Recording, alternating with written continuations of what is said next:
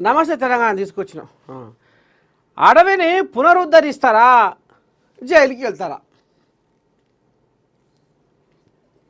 కూల్చివేతల సమర్థనకు బదులు పర్యావరణంపై దృష్టి పెట్టండి. కంచె గచ్చిబౌలి భూముల్లో హరిత విధ్వంసంపై సుప్రీంకోర్టు నిప్పులు. ఇక వీళ్ళ కథ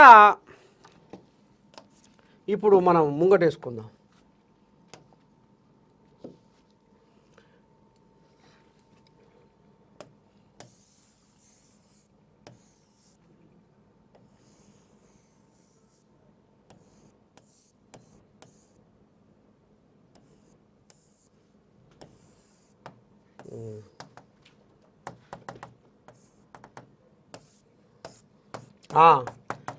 ఇక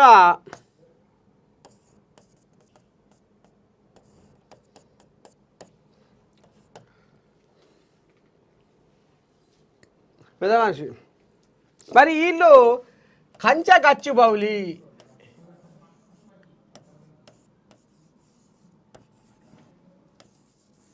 కంచె గచ్చిబౌలి ఇప్పుడు ఏమంటారు వీళ్ళు? ఏమో అనే పిల్లగా అడవిని పునరుద్ధరిస్తారా, జైలుకి వెళ్తారా? అరే కోర్టు అన్నట్ట 100 ఎకరాల్లో యథాతథ స్థితిని పునరుద్ధరించాలి. ఇందుకు ఓ ప్రణాళికతో ముందుకు రావాలి. లేదా అధికారులు ఎందరూ జైలు పాలవుతారో చెప్పలేము. సెలవుల్లో బుల్డోజర్లతో చెట్లు ఎందుకు తొలగించారు? 1996 సుప్రీం మార్గదర్శకాలను ఎలా ఉల్లంఘించారు? హెచ్సిలో ఉన్న 2400 ఎకరాల్లో ఒక్క చెట్టు కూడా నరకవద్దని మేము ఆదేశించగలం. కంచె గచ్చిబౌలిపై సర్వోన్నత న్యాయస్థానం ఆగ్రహం. అక్కడి వన్యప్రాణులను ఎలా సంరక్షిస్తారో తదుపరి విచారణలో వివరించాలని ద్విసభ్య ధర్మాసనం ఆదేశం. సిఈసి నివేదికపై కౌంటర్ దాఖలకు 4 వారాల గడువు. సుమోటో కేసు తదుపరి విచారణ మే 15కు వాయిదా.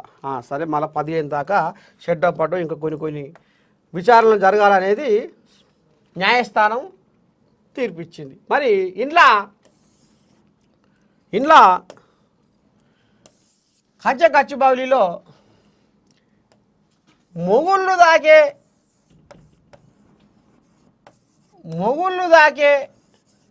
సరే, ఇప్పుడు కాంగ్రెస్ వాళ్ళు దీని మీద కన్ను పెట్టిరు అనేది ఇప్పుడు వీళ్ళ కుట్ర, వీళ్ళ కడుపు మురుగుతుంది.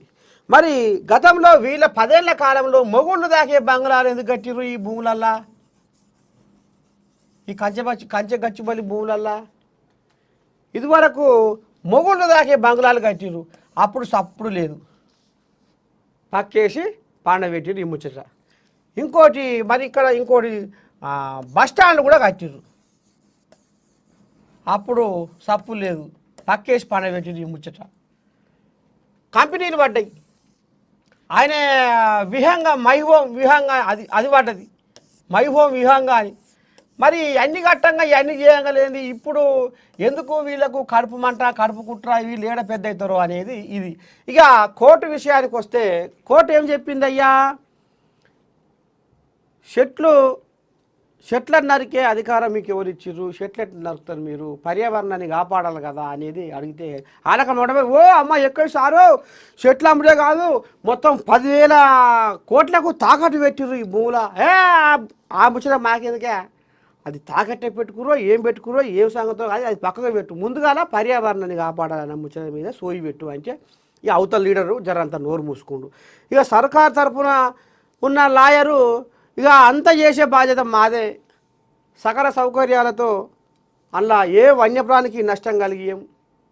కొన్ని బుడబుడ చెట్లు ఆడేయడం ఉంటే కొన్ని తీసేయి, మరి అది యథార్థమే. కానీ మేము ఆ వన్యప్రాణుల సంరక్షణ చేస్తాం, వాటికి స్థావరాలు ఏ రకంగా ఉండాలో మేము ఏర్పాటు చేస్తాం. చెట్లను కూడా మేము తొలగించకుండా ఏం చేయాలనో అది చేస్తాం, అలాగ పరిశ్రమలు తీసుకొస్తాం, అదో ఇదో అనేది వీళ్ళ అమ్మాయము. ఇక అక్కడ కోర్టులు కూడా ఇంకో 4 రోజులు దీన్ని జరుపుదాం అని మే 15 వరకు వాయిదా చేసిర్రు. ఇక మరి గతంలోనైతే అవన్నీ ఫేక్ వీడియోలు, ఫేక్ ఆడియోలు, తప్పుడు సమాచారం, అబద్ధం అంతా రాజ్యం వెలుపున ఎలిచిపారేంది అనేది ఇక ఇప్పటిదాకా చెప్పుకునే ముచ్చటే. ఇదంతా అందరికి ఎరుకున్న ముచ్చటే. ఇక మరి ఈ మొగుళ్ళు దాకే బంగ్లాలు అలా కట్టినప్పుడు సప్పులు లేదు ఆ భూములల్లా. ఇక మహిమం విహంగా అని వాళ్ళకు రాసుకొని పూసుకొని తిరిగే దోస్తుల కథలు వ్యవహారాలు నడిపించేటప్పుడు సప్పులు లేదు. ఇక ఇప్పుడు అందులో ఐటీ టవర్స్ పరిశ్రమలో అయ్యో తీసుకొచ్చి వన్యప్రాణులకు మూగజీవులకు నష్టం కలగకుండా వాటికి కూడా స్థావరాలను ఏర్పాటు చేసి షెడ్డో పడ్డో మరి ఇక నిరుద్యోగులకు జరంత ఉపాధి కల్పిద్దాము, ఇలా పెట్టుబడులు పెట్టించి అనే ఉపాయం చేస్తే వీళ్ళకు కాడెత్తేసి ఎట్లా బదనాం చేయాలో ఎట్లా నింద మోపాలి అనేది ఇక కథ మాత్రం అంతా నడుస్తుంది. చూడాలి మరి రేపు ఇక మరి పెద్ద మనిషి ఇక మరి ఈయన ఆయాంలో 10 ఏళ్ల కాలంలో మొగుళ్ళు దాకే బంగ్లాలు కట్టినా కానీ ఏది లేదు, ఏ పంచాది లేదు, ఏ కొట్లాట లేదు, ఏ లడాయి లేదు. గీయాడ అది ఏదో జనాలకు ఎక్కడికి వచ్చే వ్యవహారమే చేద్దామంటే ఈ కోళ్ళగా ఈ రకంగా దానికి అడ్డగాలు వేయించి సోషల్ మీడియాలో మొత్తం రచ్చరాంబోలా చేయించి కథ గమ్మిస్తుర్రు. మరి ఈ పాపాల పంట, ఈ పాపాల పుట్ట ఎప్పుడు పక్కన వరిగిపోతుంది అనేది ముందు చూద్దాము. న్యాయం ఎక్కడ ఎప్పుడు